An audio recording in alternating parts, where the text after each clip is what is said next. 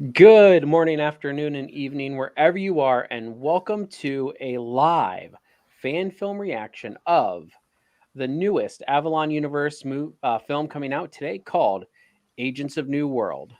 I am Cousin Cheeto. I'm joined by Lieutenant Zam. Zam, how you doing? How you doing, brothers? And then Korath, the Klingon ambassador. How are you doing today, sir?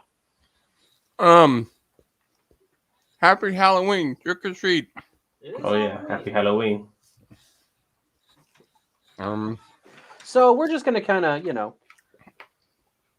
shoot the shit while we sit here and wait for the fan film to begin. We decided to, go live a little early just in case if, people had questions or wanted to talk about the film, or if you guys have any experience watching the Avalon movies, like if you're this is your first time here, definitely chime in and let us know, if you have any questions.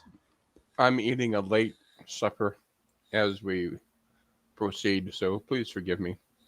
That's okay. We You are forgive forgiven. you. Or perhaps an early breakfast. I was You speaking to decide. Tyler. I was speaking to Tyler, and he was in Las Vegas the other day for a some sort of '80s convention, Hmm. and he obviously being Marty McFly when there's Marty McFly from Back to the Future. His costume was very. It's a good costume to wear as well because he's wearing like jeans, the sort of inflatable jacket, a regular shirt, so it's quite practical. And so he didn't look too bizarre walking around. But unfortunately for Tyler, he got stuck in Las Vegas because his flight got cancelled. Hmm. Damn Oh, American brightest transit day. system. Hello, brightest day. Nice to see you, mate. Hello, brightest day. Welcome to the stream. We're just We're waiting gonna for them to get started. Cisco and Elbert this. Cisco and Elbert this fan film. I'm very much looking forward to it. I don't like covering up Korath's face down there. You can put me at the bottom if you like. Oh no, I'm kidding. It's a What roll are of the you? dice whose face gets covered. What are you eating, by the way, Korath? Um, It's sandwich gach. it's either soft tacos or burritos. You take your pick as how you Oh, would I love that describe. shit, man. I love Mexican food. It's becoming more prominent here in the UK. Oh, Yeah, I and love it. wait a moment. This is a Bajoran hash brown. I'm sorry. I guess the Bajoran ambassador was over again, and I didn't realize. Hasbrat. Ooh. Hash and browns, huh? I figure the Bajoran hash brown is like burritos with like um horseradish in it, something really I spicy hate the instead of fact that I stuff. can't. I hate the fact that I can't Okay. like full screen this before it starts. Pixie messaged me and said the press room is set up. So let me try that website again. The press room. Oh. Are we gonna get a red carpet eventually? Can me and Zam come and do the interviews on the red carpet? We're like, hello, governor. Welcome to the release of the newest Avalon Universe. Yeah. You got a link and an Oscar. I expect it to be more like, yeah, we're here, you shit piss cunt.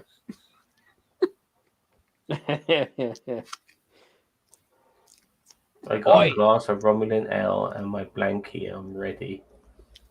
God, sounds really cool. Got Romulan ale and my blankie. Oh,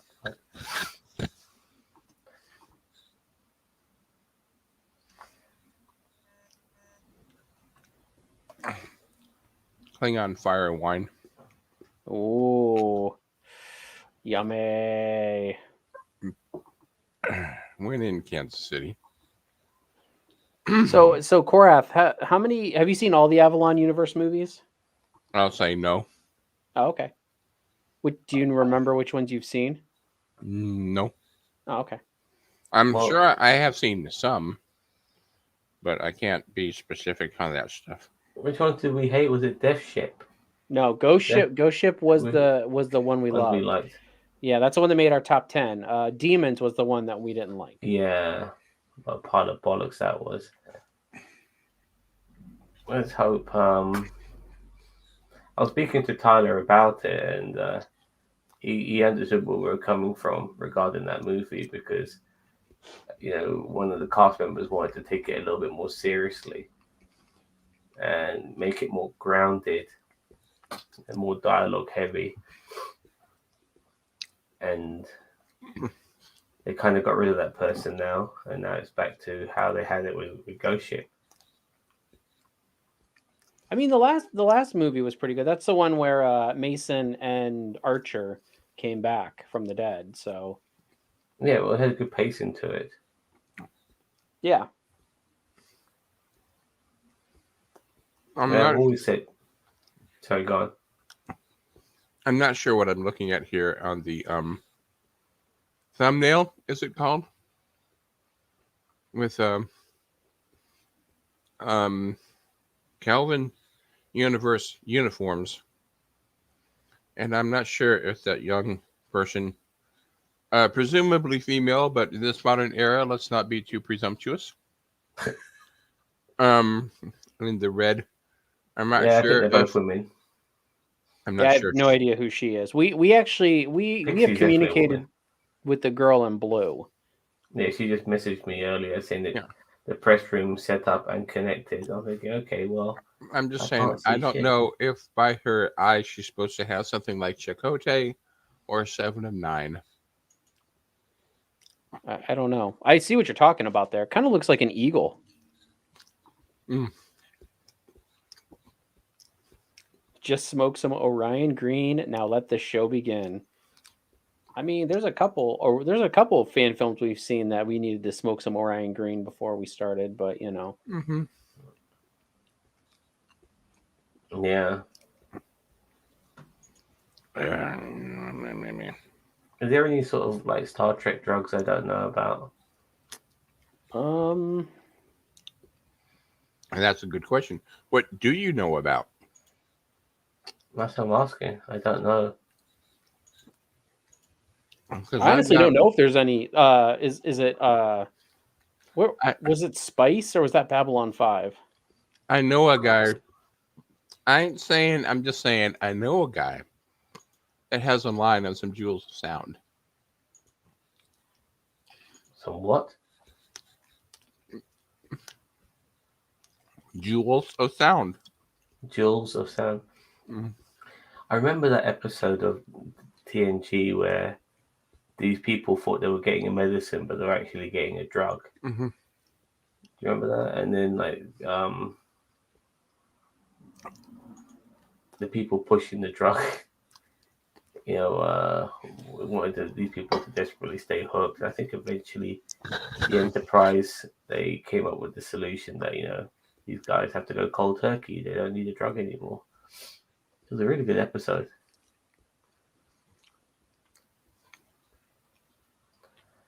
Yes. Jewels of Sound is a really deep cut. And Harlan Ellison's original draft of The City of the Edge of Forever, one of the crew members of the Enterprise, the guy working in the engineering department, was hooked on the Jewels of Sound. And that bit was all cut out for the shooting script. Mm-hmm. Wait, But what was that for? City on the Edge of Forever. Oh, And it's originally going to be this junkie who went to the past and had to make the decision about letting Edith Keeler live or die. But Roddenberry said it's not Star Trek enough and rewrote it so it was instead McCoy gets accidentally shot with something and goes down. But Jewels of Sound, I think they probably still do exist in the Star Trek universe. But deep cut.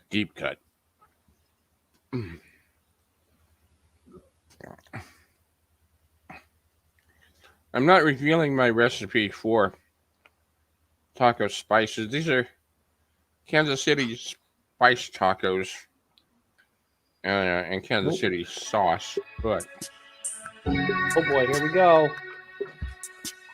Yeah, big boom of sound. I ran out of corn tortillas and I didn't want to. Can you guys hear it or no? I can hear it. Just Turn hit it me down out for now, nowhere. and then I'll just turn it back up when it starts. Can you hear me now? Yeah, I can hear Yes, you. sir. Huh? Yeah, we can hear you.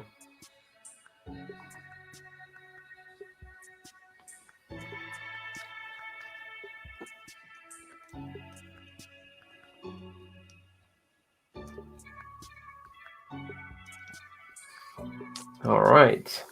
Here we go. We are Less than a going- minute. We are going to be critical, not cynical, or are we?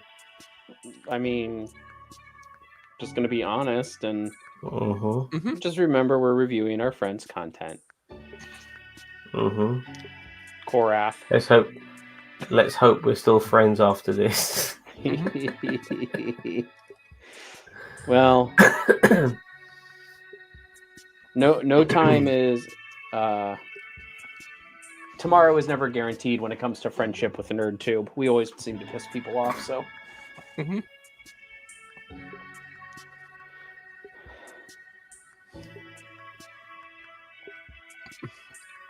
here we go.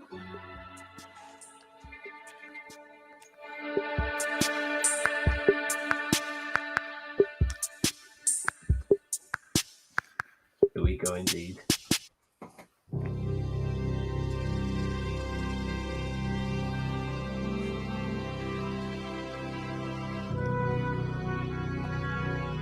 Jennifer Rader, no relation to Darth. I wanted to introduce him, Pixi. This is her first movie. Well, Good start. yeah, good start.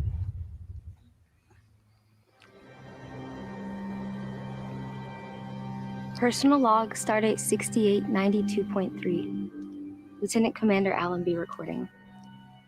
My not-so-sanctioned rescue mission is not off to a good start. Not so. Shortly before I lost control of the shuttle, my sensors detected a powerful duonetic field surrounding the entire space around this planet. There's something odd about the frequency. I didn't have enough time to analyze the data before it completely overwhelmed my systems. I can only surmise that the same duonetic field is responsible for her disappearance as well. The effect is intermittent, affecting some tools but not others. Communicators and the shuttle itself is inoperative. Tricorder will work, but it's acting really wonky. Since I can't get a signal out, the only choice I have is to proceed with my mission.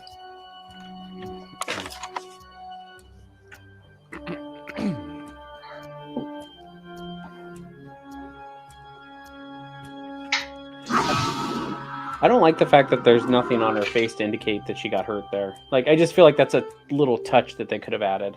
Yeah, a bit of bruising. Maybe a Yeah, little scar some- on the head. Yeah, like a dark patch or something right there. Oh, Yeah. he landed in Arizona.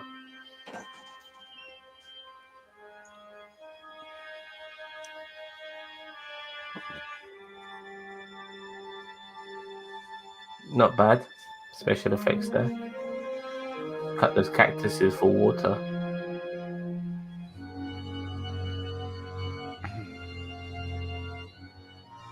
Cacti.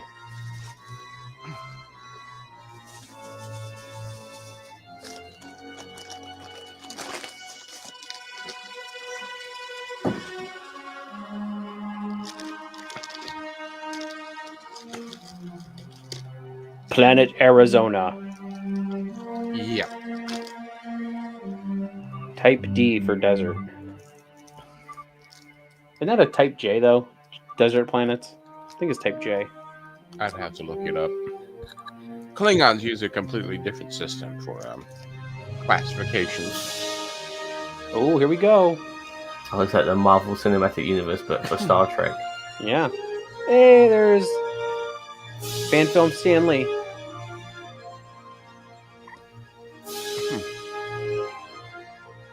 Avalon Universe. Yeah, baby. You were in our top 10. They were in our top 10.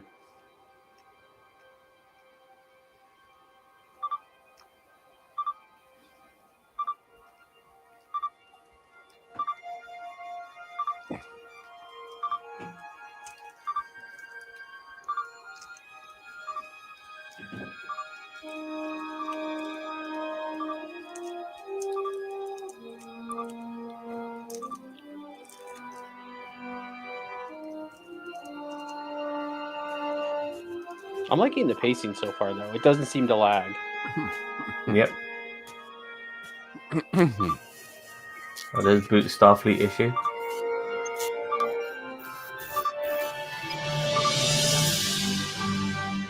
Oh, that's some drone work right there.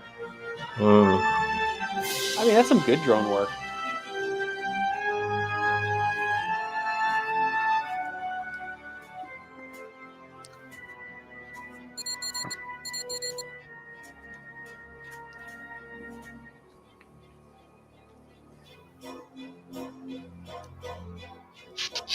Uh-oh.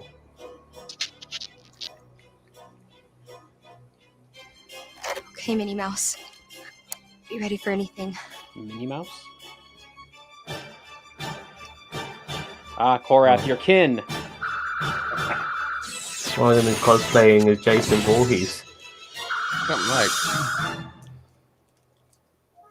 Is that our imagination? Something like.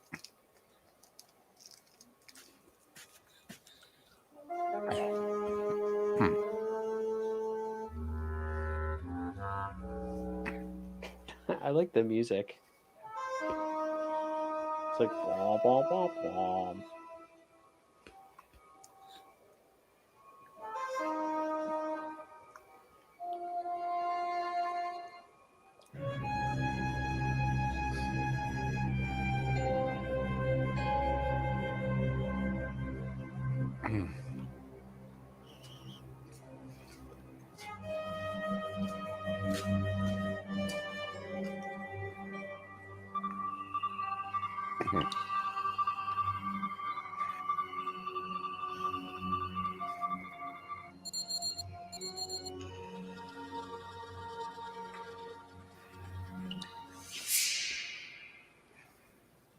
What the hell?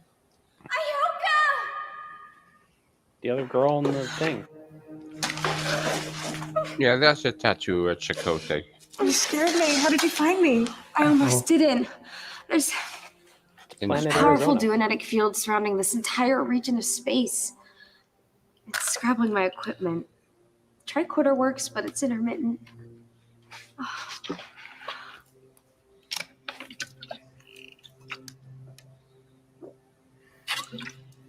Oh, So is the rescue sit party down. here? Yeah, about that. I've been walking for days. I guess that answers a few questions. I was so focused on my new engine test that I wasn't scanning for anything else. Just thought my new designs were a failure. I mean, after all, it was a gamble configuring it like that. I was just coming to terms with the idea that I might die in this cave. Is anyone else with you? Admiral Clark didn't exactly sign off on my rescue plan. What? She told me not to even worry about it. But I figured something had to have happened because we lost contact with you. Of course she didn't care. She's never shown anything but contempt for me. Ooh. There I was, a catty. 19-year-old wunderkind showing up to Starbase wanting to design new warp coils. She hates me. She doesn't hate you. Could have fooled me. I was always Catty just trying to Starfleet help. officers. When older officers would miss things and I would say something, she would always just be like, "Shut up, Ioka!" Shut up, Wesley. Sorry. Had about a week in this cave to think about how the last 2 years of being an aggressive genius kid has landed me in a cave on a desert planet. I guess we're both stuck here for now. I'm not feeling that I'm tattoo just on the glad I head. found you. Yeah, no, it's bugging me. And you? I had to know what happened. Sometimes I think you're the only person I have. I'm glad you came to I mean, find me. I feel like that's Even if worse you than did almost Umaga's kill me tattoo pointing that in phaser WWE. around. You could have been It looks captured like she's by got a hair clip Klingons. stuck to the side of her head. And if your phaser hadn't worked, Then it would have been hand-to-hand combat. What? Well, look at those moves. She killed him with a kick. No sound effect. I mean, that would have been cool. And So you're that was like what totally she a kung fu wanted to master. do? But you're also 5 feet tall and nowhere near Klingon space. It could have been Orion pirates, or Nausicaans, or blood-sucking, body-snatching aliens. Nope. I just crashed. Because I'm a bad pilot. Sounds like a Lower Decks episode. So much for an adventurous That rescue tattoo in her mission. head, man. It's got a bit of a Adventure, third right excitement, to it, unfortunately. discovery! So they sell us on to get us to sign up for Starfleet. Look what the thirst for adventure got us. The 2 smartest people on Starbase 12, marooned for all eternity on a dead planet. Ioka, the smartest person on Starbase 12, also Galaxy's biggest pessimist. I mean, I have been here a while. It's just an empty cave. Not even any Klingons to torture me for information or keep me company. Why did you think I was captured? Figured between your new warp engine designs and the duonetic field, something had to have happened. Because a duonetic field is an artificially generated form of energy! Oh my god, of If I course. could modify the tricorder to hone in on whatever's generating it, we could shut it down. But damn thing keeps cutting out. Maybe the problem is the solution. I can get the translator to run directly off of the duonetic field. That is, if you can get me that bizarre frequency. You wouldn't happen to have a toolkit in your bag. I'm a scientist, not an engineer. Well, looks like we'll be making the long trek back to my shuttle to get one. You can't use a hairpin or something? We'll go when the primary sun sets. The primary sun. Let's rest Got for it. now. It'll be a while. It's Tatooine, baby.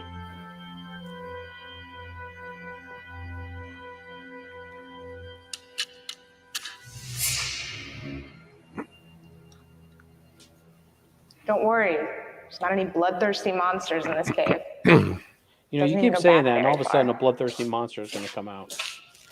It's going to be a Nausicaan or something. You know, she just might be a bloodthirsty monster herself who's taken the form Mhm. of.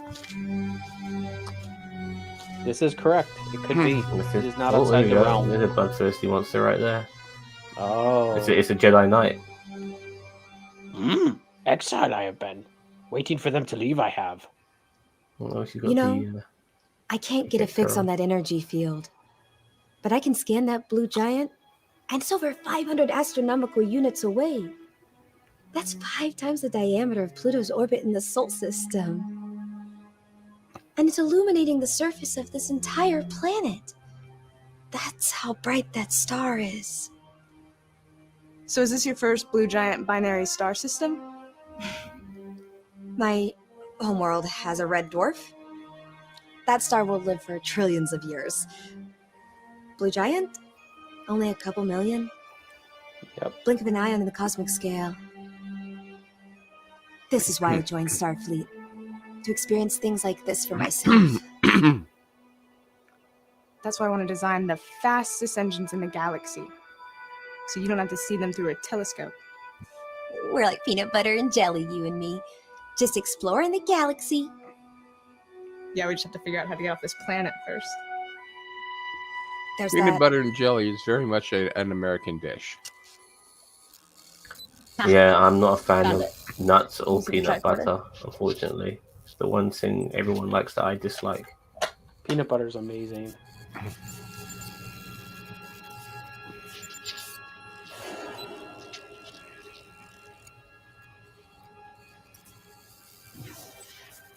You okay? My spidey sense is tingling. Calm down. Your spidey senses are always tingling. Spidey senses tingling. Okay.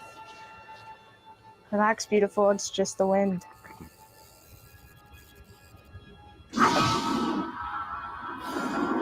As everything comes on, Klingons come out and start with their Bathleths. I have coordinates. 3 kilometers due northeast. Great. 3 more kilometers. Hey, at least it's not 150. Whoa. Right? In your estimation, what would it take to generate an energy field that powerful? Look, it's Google The Maps. deflector ray of a heavy cruiser couldn't even do that. And a weird frequency. Normally, a duonetic field wouldn't affect our impulse engines, but it would short out all of our other gear. It would take a lot of effort to tune it the other way around. We just happened to crash within 3 kilometers of the source? This isn't some coincidence. No. The shuttle's plasma control assembly is missing. Okay, maybe something is going on here. Let's figure out who Maybe. staged this crash and what they're after. Grr. You're gonna regret that you were right. These space shuttles, they crash a lot in the Star Trek universe. You would think they would have more stuff in there to help you survive. And ways of communicating with them when they crash, but they crash all the fucking time. No, but the duodemonic shield or field is blocking their transmitters. Oh yeah, I totally forgot. Mm-hmm. So why don't they just launch a probe? Like, there should be like some kind of probe that they can like launch from the shuttle, like going This upwards. looks like a simple mining facility, but it's been that can abandoned. go through This any makes like no field sense. or whatever outside of it. The energy waves are coming from deep underground. Well, this shouldn't be at all dangerous. Powerful energy wave coming from deep underneath an abandoned uridium mine on a dead planet. I knew I should have updated my final message to family and friends months ago. It's up to us. Who knows what could be down there? It could be an ancient artifact so powerful that it could determine the fate of the entire galaxy. That or someone left the oven on. How do we even get down there? There's a mine shaft that leads straight to it. Of course. Okuchi Moya, this just gets better and better. That reference went right over my head. Dude, that's what Chakotay says whenever he goes into the Device spirit that small realm. is putting out the You energy know, wave. ancestors of my blah blah blah What the blah. hell is it? Looks like a giant Easter egg. Naturally. So that's your Chakotay link None right of there. this with- makes any with her sense. tattoo. Mm-hmm. Oh, fair A enough. device that powerful and there's no one down here guarding it? And that's not an eagle, it's a Well, they forced us thunderbird. to crash. Hope we can't detect their dampening The thunder- field. yeah, And with okay. no way to call for help, we die of thirst. When they steal our ships. You know, Avalon likes their space food. You got for in Ghost Ship they have Definitely space alien egg. technology. This one they have space egg. And nothing that we've ever seen before. Like is a Well, look on the bright Pokemon side. gonna hatch out of there? Encountering weird unknown alien stuff. Very is trippy kind of looking why we're egg. here. I wonder if it's a force field or if it's. Oh yeah, Paul, touch it, why don't you? Fuck's sake. Why you touch it? You okay? You touched it! How could you be so irresponsible? Me? Irresponsible? I was just trying Has he become I was drunk? just trying to turn it Yeah. off, and It's you the drunk egg. were the one that wanted to go It's on the an vodka egg. adventure. Are you kidding me? I didn't! The clothes are stolen, so it can't be the Adventure? tequila egg. I came to rescue you! And you're gonna get pissed at me? You're an engineer! You should know better than to touch things! You should know better than to open your mouth. I'll show you an adventure when I touch my fist, with my fist, your face. I'll do the touching here! I'll touch you, I'll touch everything! This black belt's gonna kick your ass!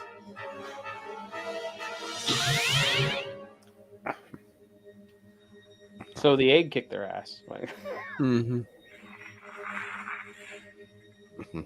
The anti-violent egg. I really want to break it now. Touch it. Open. Touch it. You know you want to touch it. Uh-oh. Oh, it's a Romulan.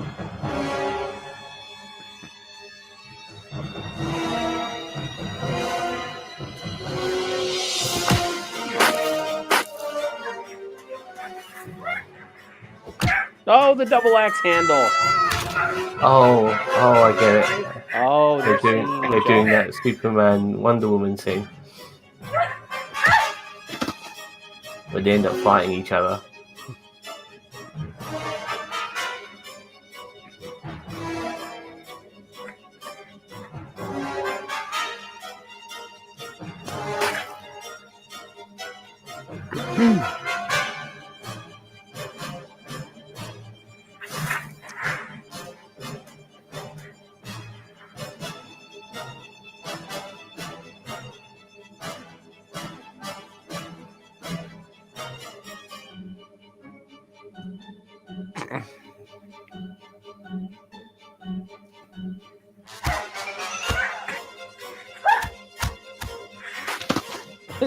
The instant replay.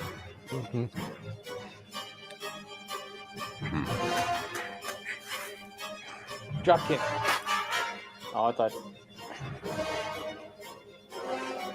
Jeez, look into that gun. You're gonna pick it up. Oh, here we go. Oh no! That was a Mason move.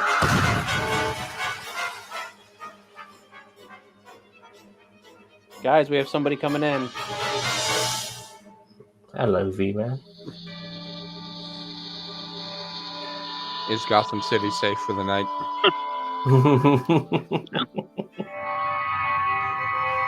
Hey, Royce.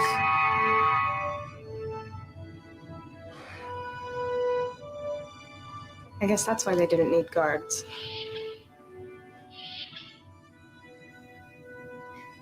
Is everything okay? Sir! Yes, sir. Captain? Commodore Jakande. This is Dr. Estevez. You're aboard the USS Excalibur. Lieutenant Commander Allenby. Admiral Clark dispatched us once we realized Dr. Ayoka's shuttle was lost. It's fortunate that you were able to shut down the dampening field so that we could beam you up. It would have taken us several days to modify a shuttle for rescue. Looks like you're injured and suffering from dehydration. Might be a good idea to head to sickbay. Yeah, we just kicked each other's asses. So And Doctor, it might be a good idea for you to go to acting class. I have a confession to make. Our motives weren't completely selfless in rescuing you. Our ship is a test bed for all kinds of new technologies. And our ship's engineer, Captain Eric Menard, love your help in solving a few issues before he takes command of the USS Constar. He is everywhere. Eric Menard. Fucking hell. The Eric The Menard. Eric Menard. The Eric Menard. I'm honored, sir. We're not worthy. He's We're only not engineered fucking Starfleet worthy. who Fucking goes to Eric Rebel Menard. Academy. He's everywhere. But he reads your work. He thinks it has merit. Never underestimate your value. You have so much to offer. Captain Eric Menard has seen this ship through 2 complete refits.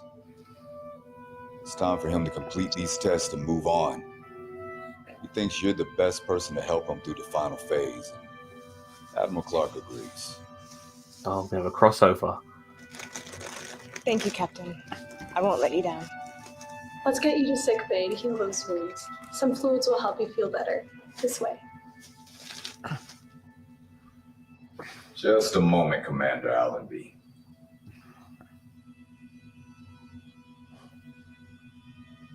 Sir, I'm sorry. I disobeyed orders. You did more than disobey orders.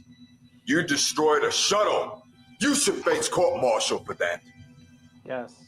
Because replicators can't make more. Look at Voyager, right? Yeah, I know, right? I'm Like, how kidding. many shuttles did they? You did disobey orders. But you also solved the puzzle that helped us find the both of you. Sometimes following orders isn't always the right thing to do. Thank you, Commodore. You're gonna be my first officer. You're gonna have to deal with my sense of humor every once in a while. Wait, Wow, he got promoted quick. first officer? Don't get too excited. The ship has become infamous over the past few years. Almost destroyed twice. More crew turnover than any ship sees in 20 years. Mostly because the last crew was killed. Honestly, I think the only reason why they have a Commodore running I would this say thing that is I like because the last chemistry two of captains the died. crew in the hallway right there. I thought it all was really well. Being a first officer Yeah. on this ship is a It job is a no good. one else This Commodore wants. guy, I like him, by the way. But it's also the right position for the right first officer. Sounds like the I can't perfect believe challenge she's for an higher than OCD junior drama grade. queen for beta Can- crimson. Yeah, she who's comes across always very looking for naive. adventure in all the wrong places. Christian coins Well, and gaming. If adventure's Welcome. what you're looking for, then you've come to the right place. He's sort Adventure's of my middle basic name. as well. As far as names go, I'm Amari. I'm Michaela. Nice to meet you, Lieutenant Commander Michaela Allenby. So wait, what was she before? She was. I don't know. I Was thought she he big called her before? commander, so I thought it was lieutenant commander before. Yeah. I just wanted to say, like, regarding like not following orders, that's just a standard Starfleet procedure. Hey, there he There is. you I are. like him earlier. Menard.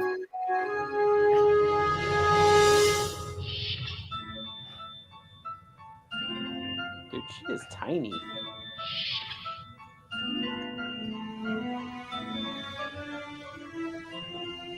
Welcome to the bridge, Commander.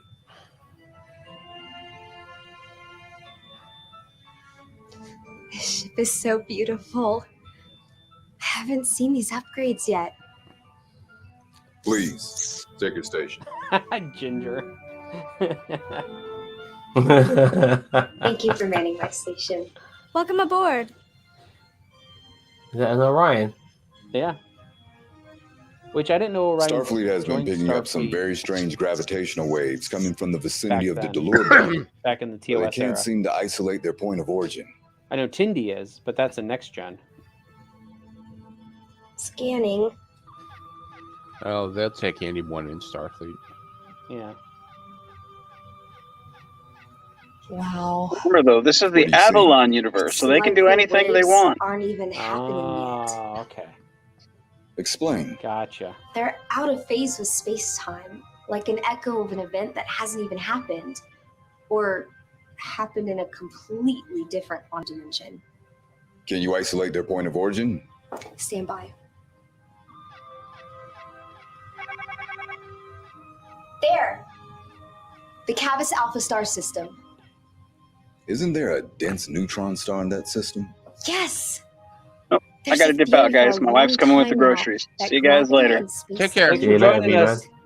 I've had my own theory about a multiversal Oh hub yeah, through which all space and time flow, a cosmic stream. it's based in Atlanta, Georgia. This bridge, Rambling. set, isn't it? Commodore, Steve. message from Starfleet.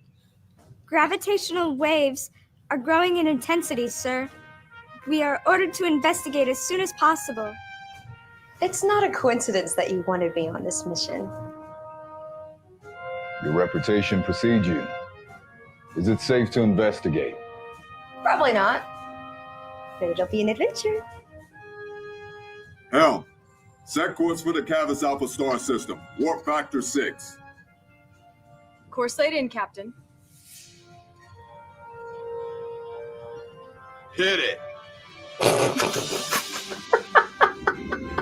Hit it. And quit it. That's a beauty shop right there. Yeah, green chick for sure. It beats that red lipstick as well, man. Yeah, I don't know if it's just because it's Halloween, but she reminded me more of the Wicked Witch of the West than Is that a Ferengi? Oh, yes, it is.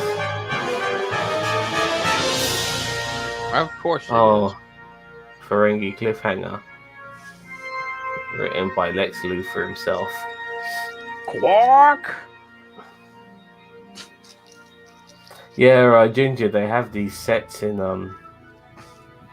I actually just Atlanta, replied to him Georgia. on. Yeah, When they do all these fan films there.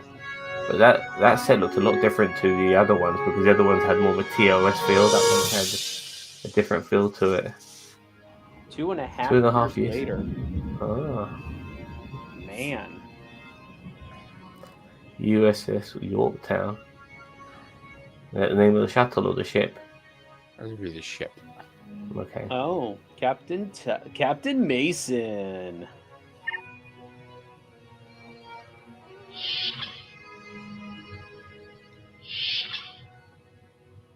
I like what you've done with your hair. Thanks. Change seemed appropriate. Like the beard. How are you, Jamie? I got a change of clothes and feel a little more normal. I think it's just hitting me how insane this all is. This is insane, right? This morning our lives were completely different. One day, now it's been 4 years. Could be worse. The universe thought we were dead and moved on. But we're not. Can we even go back to our lives now? Maybe not the exact lives we had, but we'll move forward. And if you need me, I'll be here for you. Did I ever tell you how Beck and I became friends? No. The three of us, Lance, Amanda, and I, were on a training mission. There was an accident. My communicator was destroyed. She was bleeding badly. Had a broken leg, broken arm. There we were in the middle of the woods on some backwater planet with no way to call for rescue. Lance had to walk 30 kilometers back to base for help. 3 days, it was just the two of us. She hated my sense of humor, but making her laugh was the only way we got through it. She and I got through that. You and I will get through this. Bridge to Captain Mason. You have a transmission from the Excalibur, sir. Put it through. Speaking of Beck, it's probably her calling right now.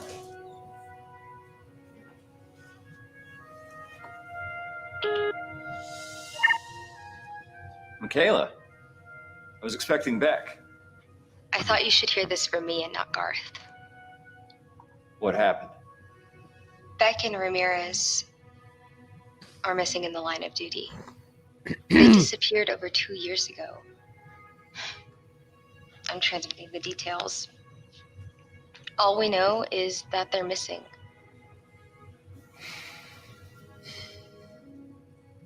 I appreciate you reaching out. Well, I had another reason for calling. I read your report about what you experienced.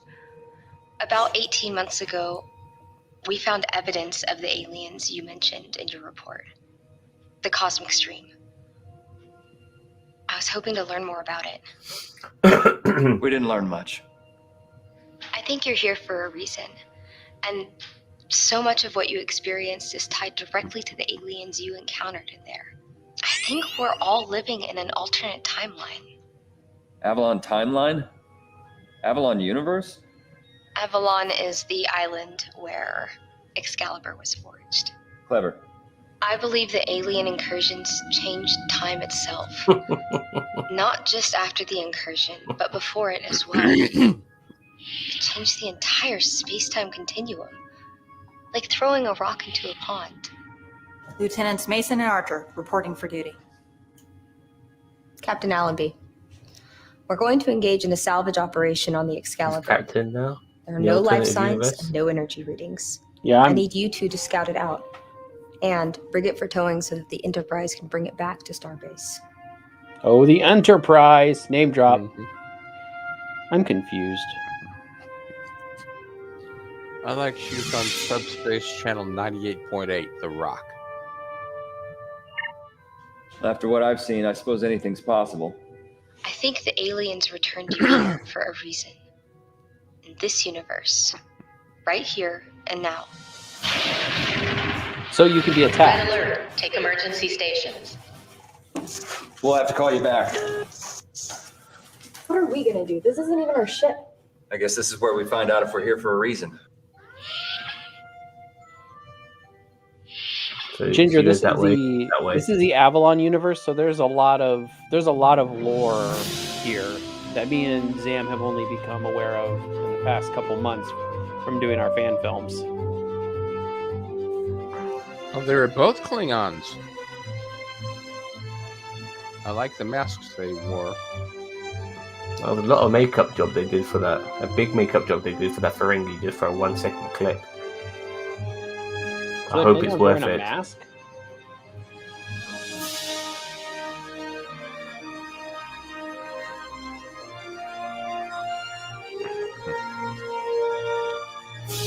Hey, look, Menard's on the stage. Yeah. This is the Avalon Universe. What you're seeing right now. It's like it's like the multiverse, but for Star Trek. Like that's basically the easiest way to explain it.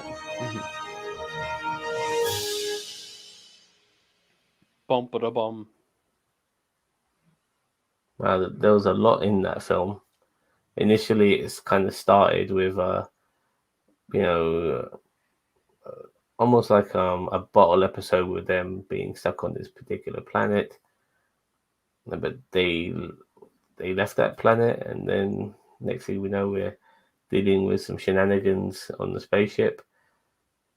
It was interesting, I guess. I mean, this young girl who seemed like she just came straight out of the academy somehow ended up being fucking lieutenant commander. I was having a hard time following that one. And then she's fucking captain. And it seemed like we were universe hopping at different points. So, like at the end there. So, yeah, I mean, it was good. I liked it. I liked some of the interactions between a lot of the cast. The two girls on the planet, their interactions were hit and miss with me sometimes. They had better time, they had better moments, and then some moments it was kind of like it seems a bit forced. And then them jumping into the whole Mason Archer part. I mean, I'm guessing this is right after. I'm guessing that was right after they picked them up after they came out of the cosmic stream. So, that's why they're back from the dead, because they said it's not even our ship. So I'm assuming they're still on the ship that they got picked up on. Thank you, Andy Tay. Andy Tay, you rock too. Hopefully you're talking about our reaction to the fan film. The fan film was good. It was all right. It was a combination of many sort of things you see in Star Trek, from them being stuck on a planet to shenanigans in space, but it was all right. Decent pacing. It kept me intrigued. I didn't wander off too much. It was interesting. Just a few silly bits that. Here's Pixi. It's a fan film. Hello, Pixi. Pixi! Hello! Great to see you. Nice to meet you. Nice to meet you finally. Yeah, it's so nice to meet you guys finally. That was a wonderful debut, by the way, from yourself in this particular fan film. When you said introducing Pixi, I thought, okay, great. This is her like getting into all of this. So you're part of the Avalon Universe now, which must be very exciting. Yeah, for sure. Like that's the way Josh puts it. It's like Avalon Universe is like a slice of the whole existence, right? So we have our Avalon Universe timeline, which makes me feel, and I guess which I really am, a part of the Star Trek universe. You are. Yeah. Yes, we are. As much as anyone who does fan films that Vance has anything to do with is part of the overall Star Trek experience. I was about to say, man, Captain Menard is the Stan Lee. I call him the Stan Lee of fan films. He's in everything. Like whether it's just he's standing there going like this, or what. I mean, yeah, he's in everything. He's in everything and everywhere. If you guys have not seen his film Around the World and Forever, we're in Kansas City. What do you mean we're in Kansas City, Andy Tay? In his film Around the World and Forever, Vance pulled in a lot of cameos from a lot of actors from a lot of fan films, and it really connected stuff together. So it's all one big community, and it's not like people over there doing their thing in their own separate reality, whatever. No, it's all connected. I mean, even Captain Jaconde, like he was from Interlude. So like there's a lot of characters and folks that are like, would you do a cameo of this? We're like, yeah, of course. we do all watch each other's stuff. I know it's like it's like Star Trek. It's like the MCU. It's just like y'all are in everybody else's business. You know, it's good. We like it. We feel like it's like cross promoting. You know, like we don't subscribe to that like gatekeeping kind of method. Like we want as many fan films out there as possible. And if people can start like really like working towards having a robust fan film community, then I don't know, it gives you a little bit more options. Yeah. So where was that filmed, to be more precise? So we started a little bit over 8.5 months ago, maybe, but we had to refilm it twice, or most of it we had to refilm twice. The first actor didn't continue with us, and then the second actor got signed to a talent agency, and so she moved, and so we had to find another actor, and it just worked out really well because Jen is amazing. Like, I'm sorry. I she's think there's amazing. a glitch in the universal communicator from British English to American English. He asked, "Where was it filmed?" Thank you, Not Steve. when. Oh, I heard when. No problem. That's still good Where? information. That's a different question. Yes, Adonde. It was filmed in 3 different deserts and 3 different studios that were built. There's Warp 66 Studios. There's Neutral Zone, I believe. And then Oklahoma, Phoenix, Arizona, I was right. and Lawton, Oklahoma. We kept on saying it's Planet Arizona. I mean, a lot of it was Arizona. Actually, I'd say more 2/3 of that planet was Oklahoma. Yeah.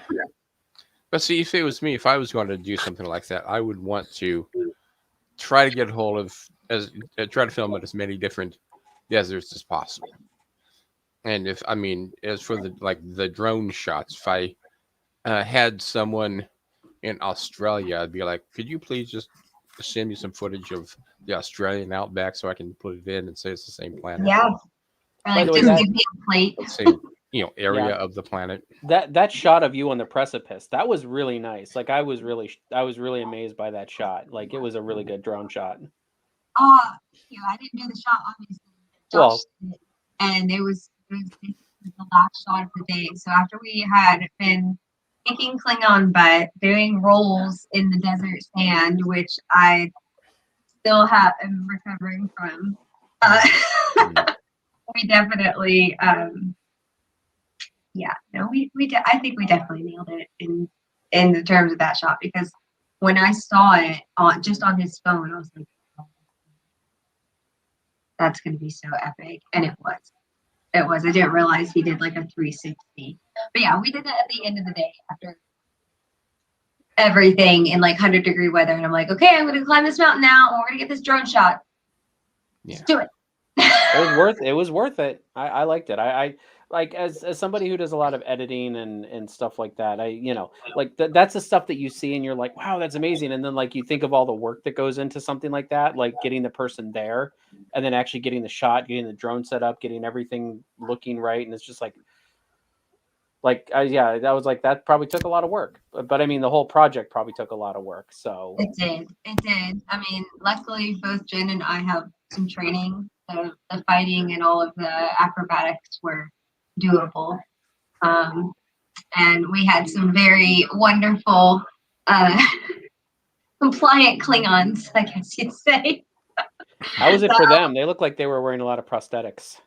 They were, and in that heat too. I felt so bad. That was Jude and David, and I was just like, oh my gosh. And it was kind of up to me to get the choreography right. Otherwise, we would just have to keep rolling, and they'd have to still be out there dying, just in the heat. Well, we have a comment here from Power543 Fan Films. Well done, Pixi. Great introduction. Glad to have provided the VFX for the project.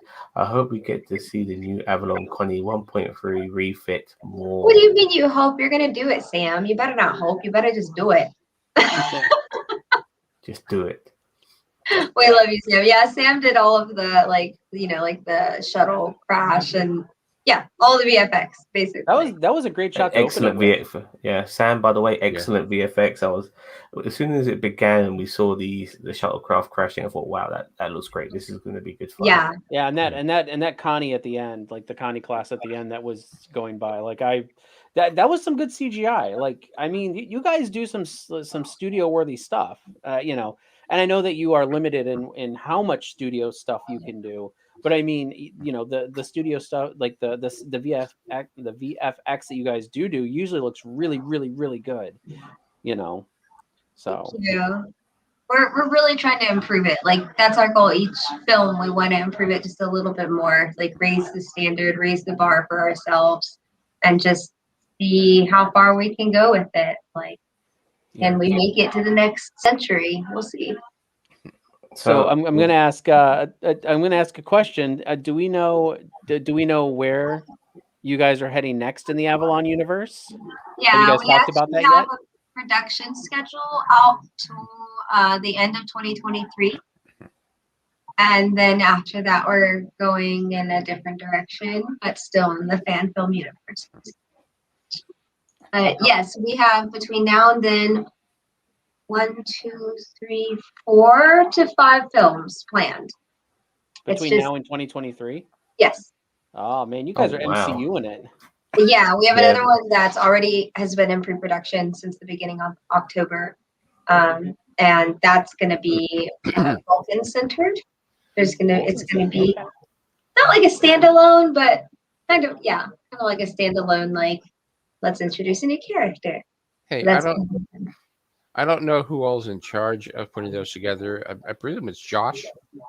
Yeah. But if there's any need for a Klingon on a box, on a comm box instead of actually in person, I'm available. Volunteering as tribute. Would you let me fake kick you? That's what Allie just dreams about. She's like, yeah. But she really, she's more of a pew pew. If I ever get around to finish writing all the scripts that I started working on, and somehow we actually get around to filming or something with those, I would want you to play my character's daughter. Oh my gosh. Do you know that Michaela is named after Josh's daughter? Well, that's cool. I would be honored. Like, I'd actually be honored. If I ever get around to writing it. But I write stuff that would be more difficult to film and should be done more as audio adventures. But yeah. Anyway. Power 543 fan film says, thanks on all. I pushed myself on the crash first shot, and that was my new Connie design. Really pleased to make the TOS updated Connie, but really pushed it design wise into something more unique, which it was. I like the I think the blue along the edges was very TOS going into past TOS. I noticed like the motion picture era. Yeah. So they were really pushing the envelope into that. Yeah. So we started a little bit of a debate here while the fan film was going on, because we were talking, and actually Vance joined us for a little bit for Captain Menard. He was on here for a couple minutes joining us. He's a busy guy. Yeah. Yeah. Oh, yeah. Captain Menard's got to be everywhere. Batman right now. So with the Avalon Universe, so have you guys had any discussions about how much a departure the Avalon Universe is from the Prime Universe? Like, would you say there's huge differences or just minor differences? I mean, we've talked about it, and then we kind of quantified it a little bit to show, like, in that one part, to show, like, this is where the split has happened, and this is how far along we are in the rift. Gotcha. Okay. It is a different universe because of what happened with Cosmic Stream. They kind of blipped some people out and some people in, and we're just taking on that multiversal theory and just playing around with it in the sense that it's like, oh, this is this universe. Yeah. Well, There's I'm all for from our multiverses universe. because it opens up the opportunities all over. Yeah. Yeah, I think Like it's having a gonna be- Ferengi at the end, which was interesting, considering it feels very TOS-y. And I'm very curious to see where that goes, by the way. To do a makeup job for a 2-second clip of a Ferengi obviously shows that you're very dedicated. The whole crew, that is very dedicated to this particular story. But is there anything you, before we read on to Power 543's comment here, is there anything you could say regarding that particular Ferengi character? But it came out of nowhere. Oh, the Ferengi character? Yes. You know, that was actually the same person with the Andorian. Exact same person. Yeah. If you go back, she's an amazing. Oh yeah, I remember the Andorian girl who was piloting the ship. Yes, Yeah, but Riley. Yeah, exactly. I guess this Ferengi's gonna have a significant role to play. And plus, it's a female Ferengi wearing clothes. I wonder when we're ever going to see some naked Ferengi women in this show. Not in this century. Keep on dreaming, Sam. No. Yeah. Realistically, I mean, that's kind of the idea, right? Like, who cares if it's male or female? It's clearly a Ferengi up to no good. Like, yeah, that's the, yeah. She's fair enough. Well, let's get to Power 543 fan film here. He said the idea behind Avalon ship design is we're not moving into phase 2 and not TMP, but our unique direction. I wonder what TNG would look like in such a different art design as the years progressed. I mean, maybe we'll just have to get a Avalon the Next Generation sometime. And if that's what the people want, that's what we'll do. It requires a lot of set building, but folks, I've got a bit of a situation here. I have one cat who's very jealous because the other cat is in his spot, but he doesn't want to jump up and push her off.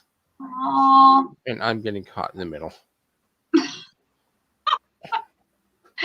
Well, speaking of, I hear Josh. I don't know if you guys would ask him some questions. Josh, yeah, please. Is in the other room. Do you want me to go pop out? Oh, please, bring him on. Okay, it was so nice to talk to you guys. Sure. Pleasure to have you, Pixi. And a pleasure to have you. If you want to be a Klingon, that is, there will be Klingons. Yeah, there will always be Klingons. Yeah.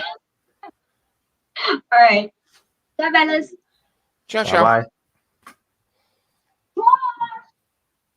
Josh, get your ass here now.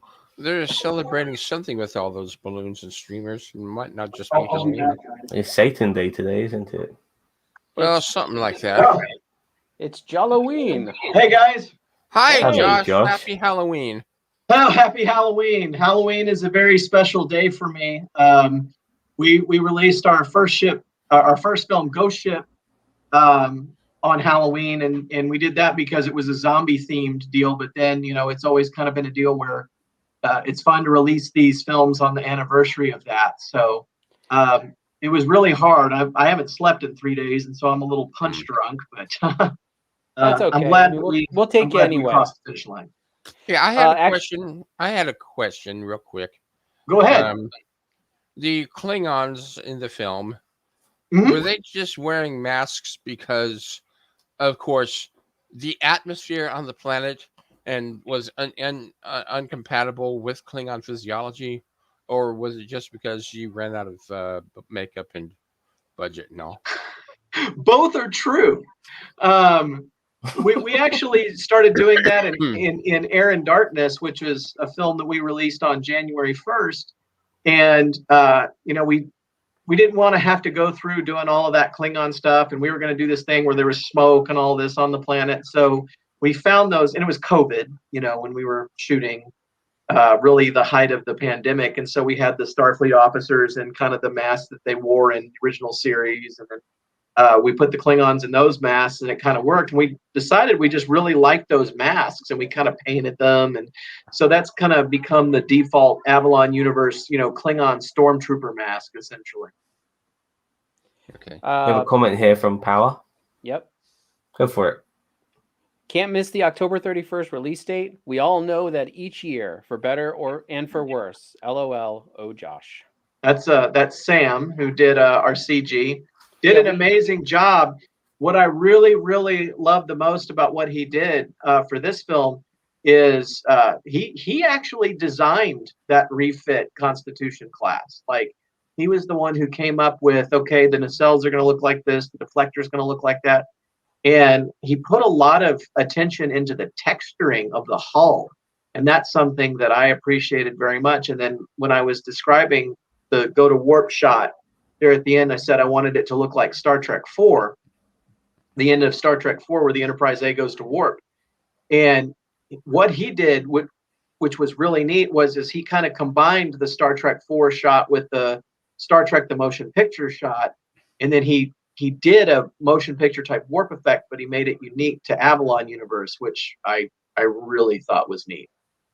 Well, it's good to give it your own spin on it now that you guys are kind of separating yourself from the Prime Universe. Mm-hmm. So, I mean, you guys have been, but I mean, I feel like in this movie, you guys have really started to like hit home the fact that you guys are separating the universes from the Prime Universe. And what I wanted to accomplish too was sort of to establish what the cause of that was. You know, there was a Discovery episode where they actually acknowledged the Kelvin universe and why it separated from the Prime universe. And so we kind of did the same thing here, where we said, you know, the entrance of the aliens into our reality and Ghost Ship was what caused the two universes to diverge. And if you watch that post-credit scene, what you're seeing is in the Prime universe, that's the events of Ghost Ship, where Captain Allenby and Archer and Mason simply beam aboard the Excalibur from the Enterprise, and there are no Ghost Ship aliens or zombies. They just, we're just going to rig the ship for towing and no big deal. Whereas in the Avalon universe, which is where the alien ended up, there was the misadventure with the zombies and all of that. I have to ask regarding Eric Menard. Is he another version of Eric Menard in your universe, or is he the same Eric Menard from his universe? He is, yeah, he's a doppelganger. He is the doppelganger of his Prime Universe counterpart, and his life will go a little differently in the Avalon Universe. You're going to see some unique events to his life and his story there that are different than the Prime. However, I will spoiler alert in that we will see a character that he's played before in Constar. We're going to see the Phantom, which is his mirror universe doppelganger, will make an appearance in the Avalon Universe next year. I like the Phantom the most out of all the characters that he plays, by the way. Well, you're going to see him. Yeah. I just wanted to say that if there's ever any need for Eric's personal dear Klingon friend, Korath, the Klingon ambassador, you got it, man, to show up in the Avalon Universe. He's always trying to sell himself, man. You got to be your own advocate, man. Hey, I love it. I just got another paying gig as an actor this morning. Congratulations. So, I gotta hustle myself as best I can without an agent. And with things right now, I can't really do much on stage or, terribly active. So I was saying to Pixi how I loved that shot of her on the precipice and like with the drone shot and everything. I mean, that was a great shot. Like that, I almost got I know I did. I got goosebumps when I was watching. I'm like, oh, that's such a good shot. I've done a little bit of camera work and a lot of editing in my time, and I know I'm like, there's certain things you look at and you're like, that was a good shot, and that was a good like. So I want to just say, that did you actually record that like yourself? Like, did you control the drone and make sure everything was okay? So if you want to know the filmmaking, sort of the filmmaking cheats, and there's so many filmmaking cheats. So we didn't, when you see her walking and she walks up to the edge and then you go out to the shot going around the mountain. When we got the close up of her standing at the precipice where you just see her in the tricorder, she wasn't actually standing on the mountain. We filmed that at the base of the mountain with the sky behind her, because we weren't going to climb up that, and because that was a legit mountain that she had to climb to the top of. That's what she said. I was like, whoa. Yeah, we weren't going to climb up to the top of that thing with the film gear, so we shot her at the base of it with the sky, and then when she got to the top, I flew the drone up to her, and I operated it and the camera, which is fun. It's something I do, and I really love that we had a chance to use a drone in one of our films for the first time. It was a lot of fun. it gives it more of a cinematic feel. I mean, you got all these For movies sure. with budgets, and even before drones were a thing. I mean, they had to have cranes and helicopters and all this stuff. So it's nice to see like that this type of cinematic, cinematography is not cinematic, epic cinematography is able to be utilized by like the fan film era, because it gives it a bit of a scope that it's because a lot of fan films are like, oh, up and close and personal, because you don't want to see what's behind them or whatnot. Whereas nowadays it's getting more and more where we can actually pan out a little bit, and you don't have to have such close shots, and you can absorb all, like with all the sets and stuff that you guys use. And as I said, like the drone shots and stuff, you can actually pan out and give a scope to everything that you guys have doing. And that's what really It's blew my amazing how mind. technology has made filmmaking kind of something anyone can do if they just set their mind to it. Yeah, just don't let any of the studios hear that, because I guess my advantage is that I've been doing production for a long time, but also that I graduated from film school. And you talk about the sets. One funny film trick is that cave was one wall. It was literally one wall. Like Glenn Wolfe, we shot it out at a Dan Reynolds' place. He actually let us shoot on his own property at his own house. He had like a facility in his backyard, wasn't a shed, but it was more like of a workshop or type. It used to be one of his studios. And Glenn went in there and turned the place into a cave, but it was one wall. And so it was like, I had to go back to my film school days, to my 35 millimeter course director, a guy named Rob Toscani.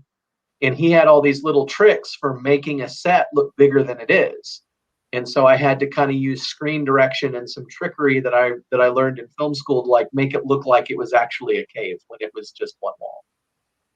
Yeah, I'll be honest with you, we kind of realized there was something along those lines, and then you obviously use that same wall, I guess, for when they were around that space egg in the other cave. You guys like Yeah. those shiny space objects, like Yeah. So the thing is that the deal with the egg is it was an Easter egg of an Easter egg.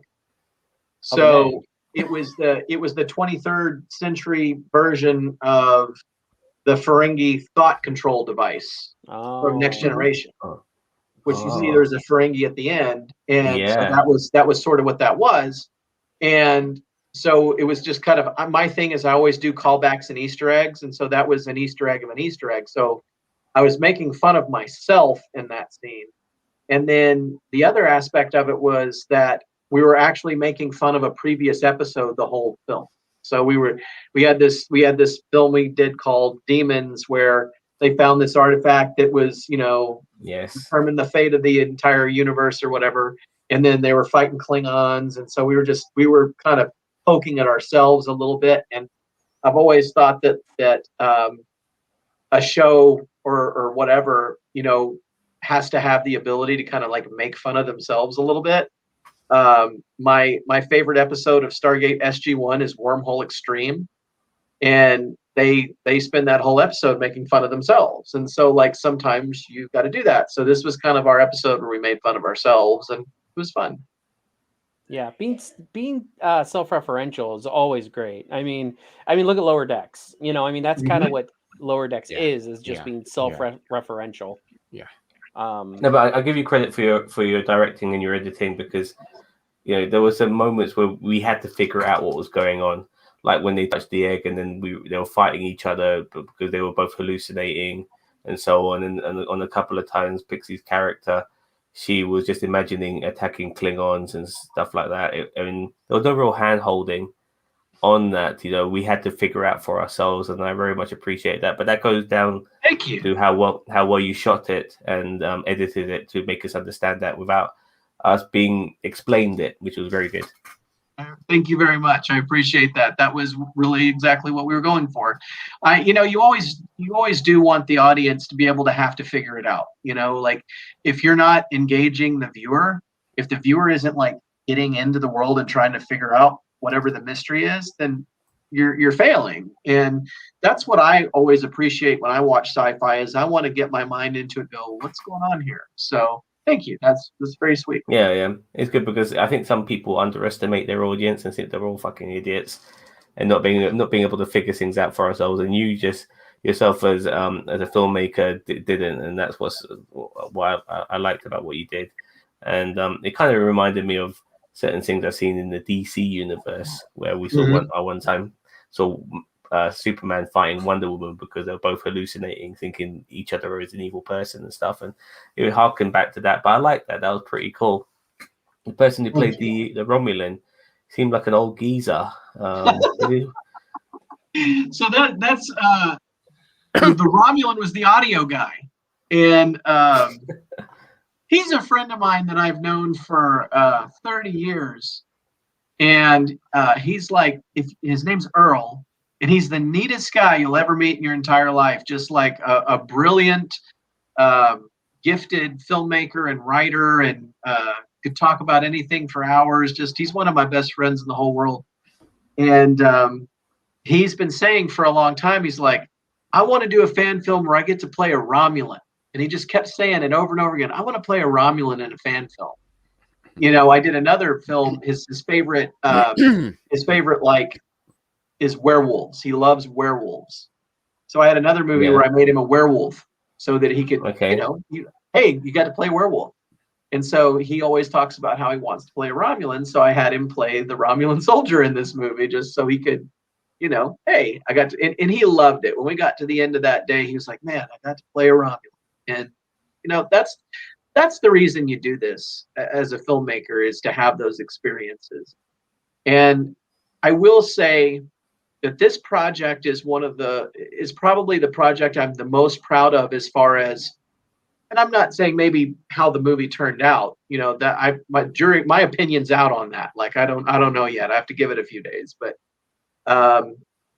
the experience is what I'm most proud of, because this movie really had to overcome some obstacles.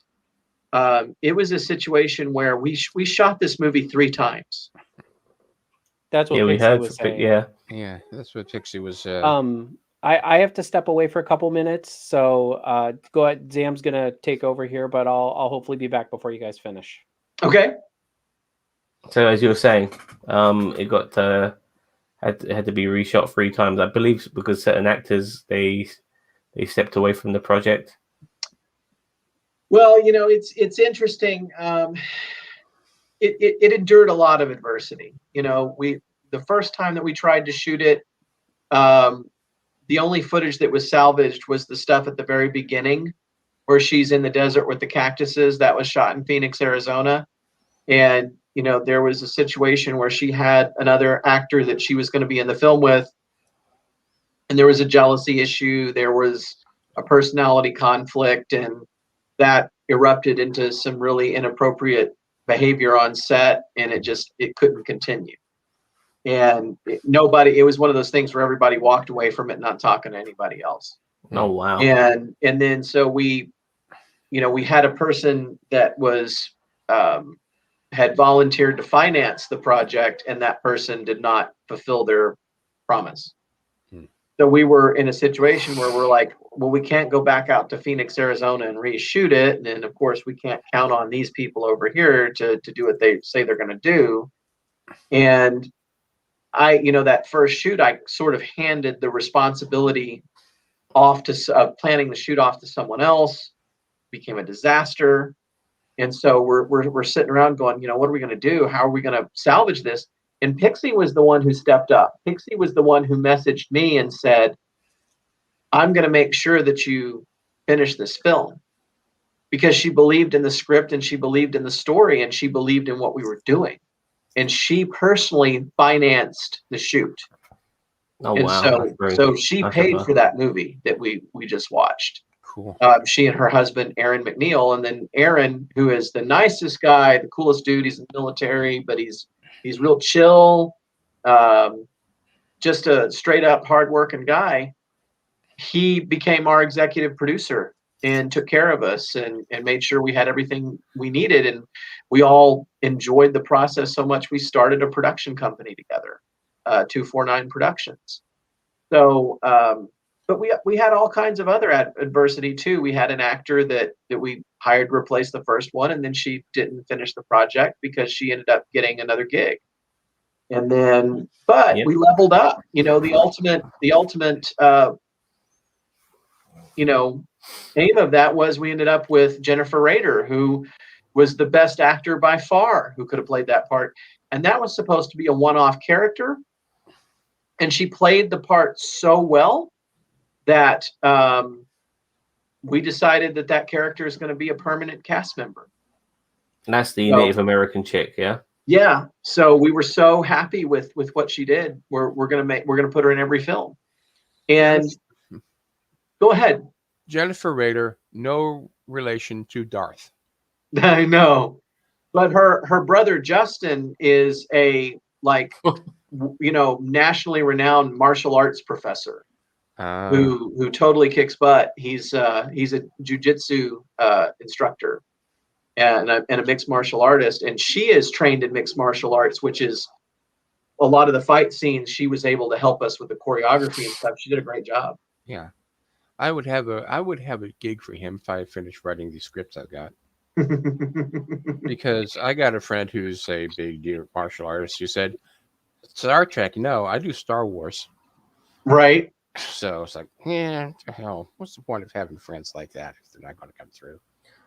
And then finally, you know, what's really interesting to me about this film, because I talk about what I call the 4 films. There's the film in your head, there's the film that you write, there's the film that you shoot, and the film that you edit. And the film that you end up with will not be anything like the film in your head, because you're putting it through all these filters of reality. And this film, to me, is one of the biggest examples of this, because originally we were supposed to shoot this film in Goldfield, Nevada. That was, and that was the whole point. It was like, hey, let's go shoot, and let's come up with something we can go shoot in Goldfield, Nevada. And there's this abandoned gold mine, and you know, and so I wrote it to be like, you know, in the middle of the real desert, you know, nothing there, like Area 51 kind of situation, and then you're coming up to this abandoned gold mine and all of this. Well, we never went there. You know, we never even went to Goldfield, Nevada. Then it became Phoenix, Arizona. Then it was Oklahoma. And so we had to somehow adapt this script to where we ended up shooting, and we found some really neat locations. There was a place called Gloss Mountain State Park, which is where a lot of that was filmed, where you see the red dirt and the bits of quartz coming up out of it that looked, you know, like an alien planet. And then we found a place called the Wichita Nature Preserve, and that's in really southern Oklahoma, and that's where that cave was. And we only shot the cave entrance there. We had to drive 5 hours to get there, and it took us 2 hours to hike to the cave just to get that cave entrance shot. And we had to climb a mountain and boulders, and that's a whole story into itself. But and all that heat as well, probably. Oh yeah, it was 100 degrees, and so it was Bloody like hell. And every day that we shot outside was 100 degrees because we shot over the summer. But we get to this nature preserve, and we're like, man, we need to shoot a whole film here because it looks like, you know, Vasquez rocks and all that kind of stuff. So it's like, man, we need to film here. I'm just going to quickly respond here to your friend Sam. I'm certainly crossing my fingers my 8 Trek shorts will end up like they were in my head or close to. Big arc to play out, so I want it all to connect. We're working on some of those Trek shorts with him. We have Tyler and Pixi are both going to make appearances in his Trek shorts film, which are going to be totally cool. I've seen some previews of what he's planning on doing, and they're going to be. And I've read some of the scripts, and they're going to be some really neat films that Sam's going to make. Cool. Sam is very creative. He's a Trek fan who knows Trek, and so he seems to have no end of ideas. Like anytime you talk to Sam about Star Trek, it's like this could happen in the Borg and Doomsday Machine and this and that. And he does it on such like an epic scale that you're like, man, the guy never runs out of ideas for stuff he wants to do. That's Sam Cockings. Yeah. Yeah. Hopefully with all this new Trek coming out as well, maybe we'll get some more ideas.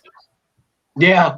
Well, we've got some we've got some stuff that we're going to be doing over the next year, where we're going to see Cardassians.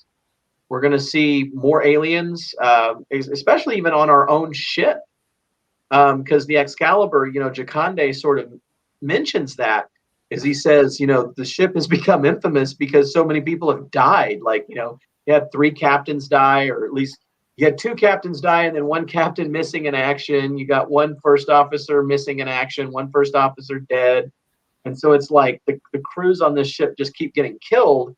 And we're going to go into this thing where we talk about, like, humans don't even want to serve on this ship anymore. It's like it's become infamous in that they actually are going to talk about how they think the ship itself is haunted. Mhm. And people in Starfleet are actually calling it the ghost ship. Mhm. And so, we're going to have a scene where Allenby's walking down the corridor with Jakande, and she's just seeing, like, a Vulcan and an Andorian and a Tellarite and whatever else. And she's like, I've noticed that there aren't a lot of humans on this ship. And he's like, humans don't want to serve on this ship. They're all afraid they're going to die. So it's, it's kind of manned by aliens. Like, we may even have like a Roswell Gray with the big eyes and all of that. Sam, sorry, you've got some more stuff to say here. I've got some Picard era stuff. Quite a bit shot already. Picard flashback uniform stuff. So yes, Picard Lower Decks have directly influenced new ideas, and with Strange New Worlds coming out as well, and currently even with possibly even with Prodigy, I'm not sure if you can get anything out of that. Maybe he's gonna do a lot of cool stuff. Yeah. So. I was going to say, you've reminded me. I was writing a script. I was trying to write a script of a ship I had come up with in a crew. And the new captain, is talking to the engineer and trying to convince him to come join. He says, "Look, I've got command of a Galaxy class ship." And he says, "Really? They didn't? Is it the Enterprise?" No. They're giving that to Picard. Oh, of course. Picard only lost 1 ship. Yeah, it's kind of an interesting thing to think about, that Picard commanded like a scout ship and lost it. A bunch of people died. And they're like, "Hey, here, be the captain of the flagship." Yeah. Weird. Yeah. So when's your next project coming out? Okay, so we're getting back on it pretty quick. We already have our next script written. We actually have our next 3 scripts written. So we have 3 more that are written, and they hinted at this adventure that they're going to go on at the end of Agent of New Worlds. And that film is going to be called Crisis on Infinite Excaliburs. Yeah, of course. Now, when I say the name like that, don't think DC, think more Rick and Morty. Okay. And then it's a funny play off of. So maybe more like Lower Decks then. Yeah. So they're gonna, just kind of a creative take on. They're going to be interacting with a lot of their doppelgangers from many different universes in this adventure, and there's some stuff like if you notice there, you got these post-credit scenes where we're going to follow the adventure of Mason and Archer, because Mason and Archer are further down the timeline from the other characters, so they're like 2 years in the future from where our characters are now. And so you're going to see them in that's why we saw scenes. That's why we saw Pixi as a captain. Well, she was in the Prime universe. She's a captain. Okay, sorry. Sorry, I was trying to grasp that, but it got a little bit. That bit got a little bit confusing. I'll be honest with you. Yeah. I see her as a captain. I thought to myself, was that an alternative? I was right. It was an alternative universe. Yeah. It was okay. And so we're going to see her. We're going to see the Prime Universe version of Pixi's character again, who's a captain in the Prime Universe. But ultimately, Tyler and Tori, or Mason and Archer, they're 2.5 years ahead of where our characters are now. So we're going to be seeing them in these post-credit scenes, and then eventually our other characters will catch up to them, and that's when the final arc will begin. But when Allenby contacts Mason, she talks about, we encountered evidence of the cosmic stream, Crisis on Infinite Excaliburs.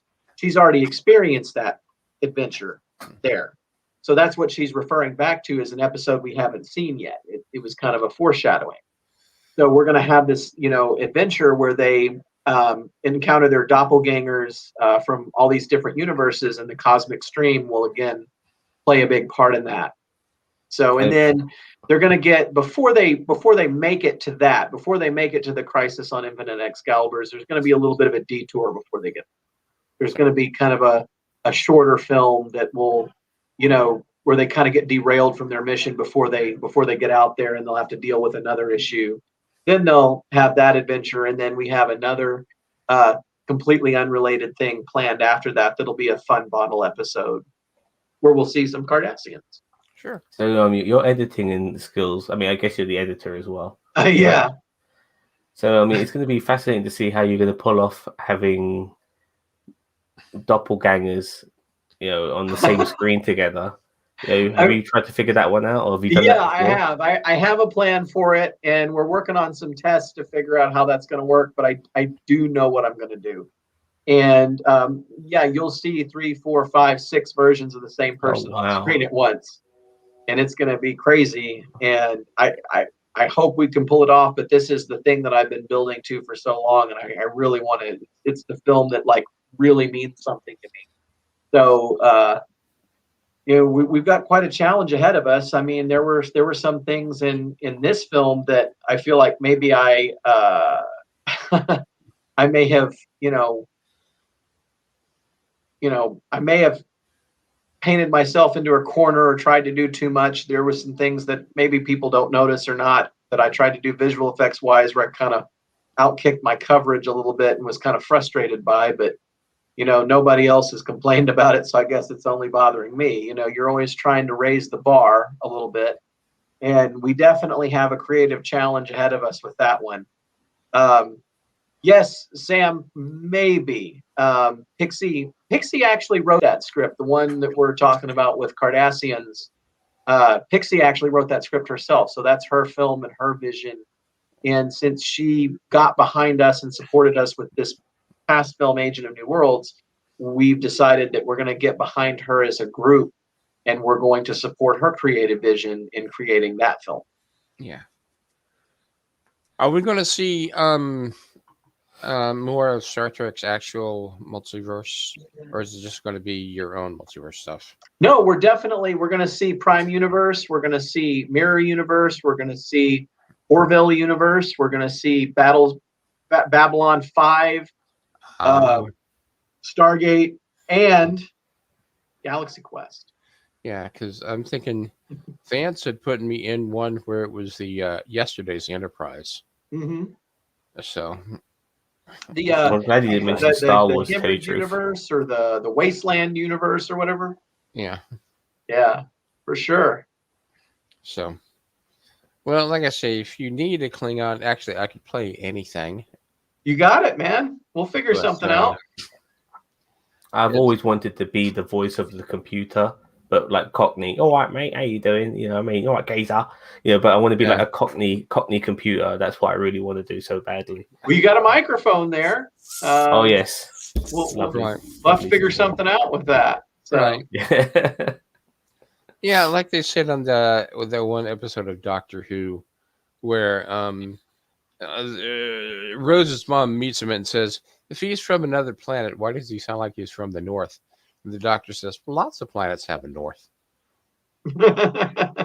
Yeah. So that always comes into my head.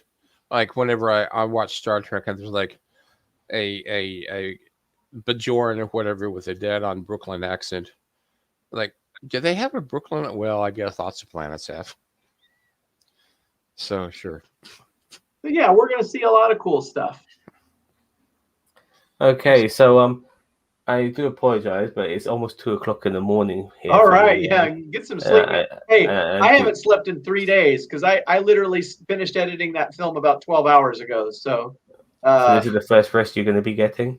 Yeah, I'm ready to it's caffeine and ibuprofen for me right now. That's only. You guys have done a great job. I'm actually really excited for your next film. I mean, thank you, Sam. I appreciate that you guys would take the time to watch it. Oh, very much so. The knives were out. Don't get me wrong, but we thoroughly enjoyed it. We had a great time, and just seeing the scale of it as well. Like it had good pacing, great sets. I mean, we had earlier in the chat one of our friends who doesn't really follow Star Trek like we do. He was just mesmerized by the look of it because he's not familiar with these sort of fan films. So he just saw the sets, the costumes, some of the makeup as well, and he was very impressed. And that's from somebody who doesn't follow it. So as somebody who does, I pretty much liked all of it. It was really good, and even the parts where you can nitpick, like the look of the caves, you can forgive it because everything else was just so good. Yeah, So, if you go back, the acting was great as well. We made the most with what we had, that's for sure. If you go back and watch our full reaction to this, excuse me, we did take a bit of piss. We did take a bit of piss out of it, but overall, we did enjoy it, and it was very, You got to take a piss on it a little bit, man. You got to have fun. That's all right. I don't have a problem with that. Yeah. I mean, look, man, I was making fun of my own films in this movie, so yeah. So exactly. All right. So all right, guys, thanks. Thank you very much. Much appreciated. You guys have a great day. You too. Take care, mate. Happy Halloween. Ciao, happy Halloween. Happy Halloween. Oh, All right, Steve. So I think it's about time we go our separate ways. Just want to say everyone who's and now it is down to you, and it is down to me. Yeah. Well, but I just want to say to everyone who has stayed with us throughout this ordeal of our reactions and obviously interviewing all these people, thank you very much. Please like, share, subscribe, follow us on the Tube. We are the greatest YouTube channel you never fucking heard of. And we'll see you cunts later. Anything more to say, Steve, before we pass? No. I'm sleepy. I want to go home and go to bed. All right, then. Well, may the force be with you. Bye-bye. Bye-bye.